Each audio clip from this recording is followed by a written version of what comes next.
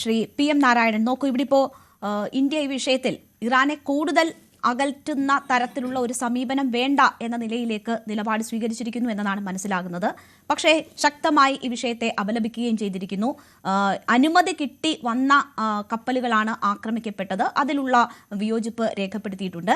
പക്ഷേ ഇതിന് ശേഷവും മറ്റൊരു കപ്പൽ അവിടെ നിന്ന് പുറപ്പെട്ട് നമ്മുടെ രാജ്യത്തേക്ക് എത്തുന്നു എന്ന ഒരു സാഹചര്യവും കൂടിയുണ്ട്. അപ്പോൾ ഇറാനെ കൂടുതൽ പിണക്കിക്കൊണ്ട് ഒരു പക്ഷേ യുദ്ധം നീണ്ടുപോകുന്ന ഒരു സാഹചര്യം ഉണ്ടായാൽ നമ്മുടെ ഊർജ്ജ പ്രതിസന്ധി നമ്മൾ പ്രതീക്ഷിക്കാത്ത തലങ്ങളിലേക്ക് കടക്കുന്ന ഒരു സാഹചര്യമുണ്ട്. അതുകൊണ്ട് തന്നെ ആയിരിക്കുമോ ഒരു പക്ഷേ ഇറാനെ കൂടുതൽ പിണക്കേണ്ടതില്ല എന്ന, അല്ലെങ്കിൽ മെഷേർഡായിട്ടുള്ള ഒരു സമീപനം മതി എന്ന ഒരു നിലപാട് ഇന്ത്യ സ്വീകരിച്ചിട്ടുള്ളത്? ആസ് ഓഫ് ടുഡേ ഈ ഹോർമസ് കടലിടുക്കിന്റെ നിയന്ത്രണം എന്നത് ഇറാന്റെ കയ്യിൽ തന്നെയാണ്. അതുകൊണ്ട് തന്നെ ഇറാന്റെ സമ്മർദ്ദത്തോടു കൂടി മാത്രമേ ആ മേഖലയിലേക്ക് ഏതൊരു രാജ്യത്തിന്റെ കപ്പലിനും കടക്കാനുള്ള സാധ്യതയുള്ളൂ. അതുകൊണ്ട് തന്നെ ഇന്ത്യയുടെ നിലപാട് തീർത്തും ഇന്ത്യയുടെ താല്പര്യങ്ങളെ സംരക്ഷിച്ചുകൊണ്ടുള്ളത് തന്നെയാണ്. ഇറാനെ പിണക്കേണ്ട കാര്യമില്ല, ഇറാനുമായി സംനയനത്തിൽ പോവാമെന്നുള്ള രീതിയിലുള്ള ഒരു നിലപാടിൽ നിന്നുകൊണ്ടുള്ള ഒരു സംഗതി തന്നെയാണ് ഇന്ത്യൻ ഡിപ്ലോമസി ഇപ്പോൾ ചെയ്തിട്ടുള്ളത്. ഇവിടെ ഉള്ളത് ഓയിൽ എന്നുള്ളത് മാത്രമല്ല ഇന്ത്യയെ സംബന്ധിച്ചിടത്തോളം പ്രശ്നം. ഇപ്പൊ നേരത്തെ സൂചിപ്പിച്ച പോലെ ഗൾഫ് എന്നത് ഇന്ത്യയുടെ ഒരു എക്സ്റ്റൻഷൻ തന്നെയാണ്. ഗൾഫിൽ വരുന്ന ചെറിയ മാറ്റങ്ങൾ തന്നെ ഇന്ത്യൻ സമ്പദ് വ്യവസ്ഥയെ വലിയ രീതിയിൽ ഇമ്പാക്ട് ഉണ്ടാക്കും. പ്രത്യേകിച്ചും കേരളത്തെ പോലുള്ള സ്ഥലങ്ങളിൽ വലിയ ഇമ്പാക്ട് ഉണ്ടാക്കും എന്നുള്ളത് പ്രത്യേകിച്ച് പറയേണ്ടതായിട്ടില്ല. ഇവിടെ ഇന്ത്യയിൽ നിന്ന് ഇന്ത്യയിലേക്ക് വരുന്ന ഓയിലിനപ്പുറം ഇന്ത്യയിലെ ഫെർട്ടിലൈസേഴ്സ് ഇൻഡസ്ട്രിക്ക് വലിയ ഇമ്പാക്ട് ഉണ്ടാക്കാനുള്ള സാധ്യതയുണ്ട്. ഇത് മാത്രമല്ല, ഇന്ത്യയിൽ നിന്ന് എക്സ്പോർട്ട് ചെയ്യുന്ന, അതായത് ഒരുപാട് കെട്ടിട നിർമ്മാണ വസ്തുക്കൾ ഇന്ത്യയിൽ നിന്ന് എക്സ്പോർട്ട് ചെയ്യപ്പെടുന്നുണ്ട്. ഈ എക്സ്പോർട്ട് രംഗത്തും ഇന്ത്യ വലിയ രീതിയിലുള്ള ഭീഷണി ഈ മേഖലയിൽ അനുഭവിക്കും എന്നുള്ളതാണ് ഒരു പ്രധാന പ്രശ്നം.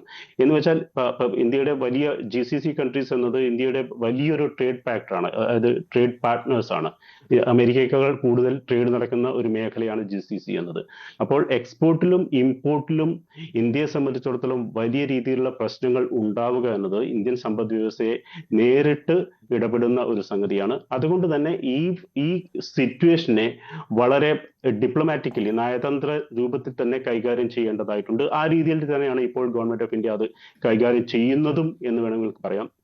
ഇന്ത്യയെ സംബന്ധിച്ചിടത്തോളം നേരിട്ട് ഇടപെട്ട് തീർക്കാവുന്ന ഒരു പ്രശ്നമല്ല ഈ വിഷയം. ഇത് തന്നെ ഇപ്പൊ നേരത്തെ നമ്മൾ സൂചിപ്പിച്ച പോലെ തന്നെ ഈ യുദ്ധത്തിന്റെ തുടക്കം എന്നത് ഇറാന്റെ ന്യൂക്ലിയർ ആയുധത്തെ നിർവീര്യമാക്കുക എന്നുള്ളതായിരുന്നു ജൂൺ മാസത്തിൽ ഉണ്ടായിരുന്ന ലക്ഷ്യമെങ്കിൽ ഇപ്പോൾ അതിൽ ഒട്ടനവധി മറ്റ് ലെയറുകൾ വന്നുപെട്ടു എന്നുള്ളതാണ് നമ്മൾ കാണേണ്ടത്. അപ്പം ഇറാന്റെ ന്യൂക്ലിയർ പദ്ധതി എന്നതിനപ്പുറം ഈ ഹോർമസ് കടലിടുക്ക് എന്നത് വലിയൊരു കോമ്പണന്റായി ഇതിലേക്ക് മാറുകയും, അതിനപ്പുറം ഇസ്രായേൽ ലെബനോൺ യുദ്ധം ഇതിലേക്ക് മറ്റൊരു ലെയറായി മാറുകയും, ഇറാന്റെ തന്നെ അസറ്റ് ഡീഫ്രീസ് ചെയ്യണമെന്നുള്ള ആവശ്യം വരികയും, പിന്നെ ഈ റീബിൽഡിംഗ് ഓഫ് ഇറാൻ എങ്ങനെ സാധിക്കും, ഇതിനപ്പുറം യുദ്ധത്തിനപ്പുറം ഈ ഹൂതി, ഹമാസ് ഇത്തരത്തിലുള്ള ഇറാന്റെ പ്രോക്സികളെ എങ്ങനെ കൈകാര്യം ചെയ്യണം, ഇങ്ങനെ നോക്കുകയാണെങ്കിൽ ഈ യുദ്ധത്തിലെ ലക്ഷ്യങ്ങൾ എന്നത് ഒട്ടനവധി ലെയറുകളിലായി കിടക്കുന്ന ഒരു സന്ദർഭത്തിലേക്കാണ് നമ്മൾ കാര്യങ്ങൾ നീങ്ങുന്നത്. അതുകൊണ്ട് തന്നെ നെഗോസിയേഷൻ എന്നുള്ളത് വളരെ ദുർഘടം പിടിച്ച ഒരു സംഗതിയായി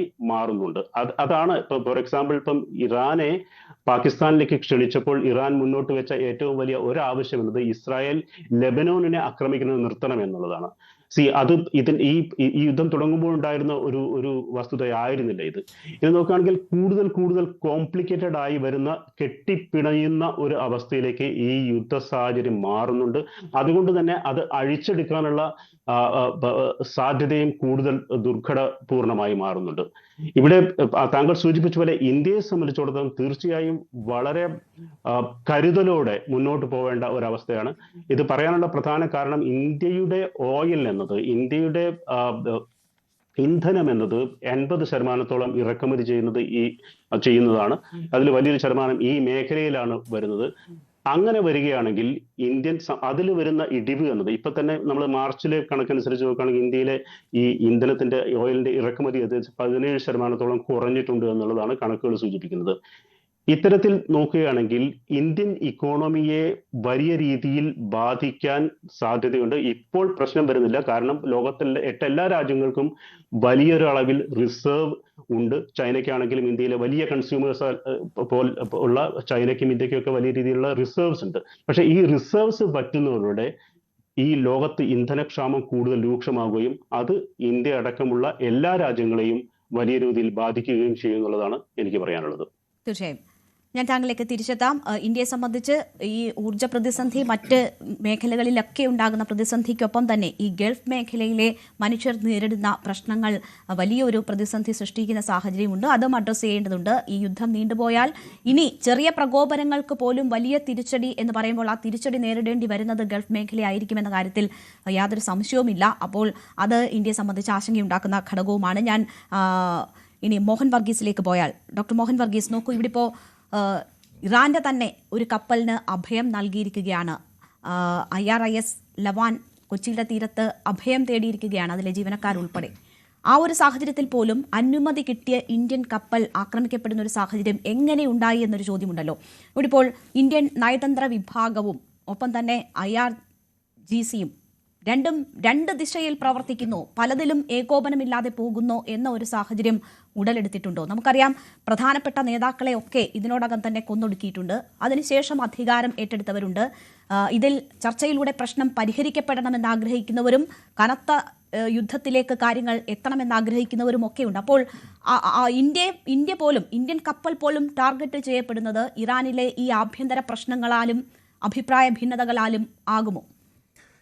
വാർ മോങ്കേഴ്സ് എന്നൊരു വിഭാഗമുണ്ട് രേണുക. അവർക്കേറെ സന്തോഷം പകരുന്ന കാര്യങ്ങളാണിപ്പോൾ സംഭവിച്ചുകൊണ്ടിരിക്കുന്നത്. വിനാശകാലേ വിപരീത ബുദ്ധി എന്നതാണ് ഇതേക്കുറിച്ച് പറയാൻ സാധിക്കുന്നത്. രണ്ടു കൂട്ടർക്കും, അമേരിക്കയ്ക്കും ഇറാനും ഒരുപോലെ തന്നെ വിപരീത ബുദ്ധി തോന്നിയിരിക്കുന്നു. വിപരീത ബുദ്ധി ആദ്യം ഒരുപക്ഷെ തോന്നിയത് ഈ വെടിനിർത്തൽ ഒരു സാധ്യതയായി കാണാൻ രണ്ടു പക്ഷവും ശ്രമിച്ചില്ല. അമേരിക്കയെ സംബന്ധിച്ചിടത്തോളം ഇറാനെതിരെയുള്ള ഉപരോധം തുടരുമ്പോഴും നാവിക ഉപരോധത്തിൽ ചെറിയ ഇളവുകൾ വരുത്താമായിരുന്നു. ഇറാൻ പൂർണ്ണമായി ഹോർമോസ് തുറന്നു എന്നാണ് പറഞ്ഞത്. പക്ഷേ 24 മണിക്കൂർ കഴിഞ്ഞിട്ടും അമേരിക്കയുടെ നാവിക ഉപരോധം തുടരുന്ന ഒരു അന്തരീക്ഷത്തിൽ തങ്ങൾ ഏകപക്ഷീയമായി ഹോർമോസ് തുറന്നു കൊടുത്തിട്ട് കാര്യമില്ല എന്ന ചിന്തയിൽ ഇറാൻ എത്തി നിന്നു. അപ്പോൾ പിന്നെ അടുത്ത ചോദ്യം, ഇത് പ്രാവർത്തികമാകണമെങ്കിൽ, ലോകരാജ്യങ്ങൾ ഒന്ന് ഭയക്കണമെങ്കിൽ, അമേരിക്കയ്ക്ക് മേൽ യൂറോപ്യൻ കമ്മ്യൂണിറ്റി ഉൾപ്പെടെ സമ്മർദ്ദം ചെലുത്തണമെങ്കിൽ ഹോർമൂസിലൂടെ ഒരു കപ്പലും കടന്നു പോകാൻ പാടില്ല. അത് സുഹൃത്ത് രാജ്യമെന്നോ ശത്രുരാജ്യമെന്നോ വ്യത്യാസമില്ലാതെ എല്ലാ കപ്പലുകളെയും തടഞ്ഞു നിർത്തുക. അങ്ങനെ ഇത് ബന്ദ് ദിവസങ്ങളിലൊക്കെയുള്ള ആദ്യ പ്രതികരണങ്ങൾ അല്ലേ, രാഷ്ട്രീയ കക്ഷികൾ ബന്ദ് പ്രഖ്യാപിക്കുമ്പോൾ ആദ്യ മണിക്കൂറുകളിൽ വളരെ ശക്തമായ ബന്ധായിരിക്കും. പിന്നെ കുറച്ചൊക്കെ അയവ് വന്ന് അങ്ങ് മാറും. അതാണ്.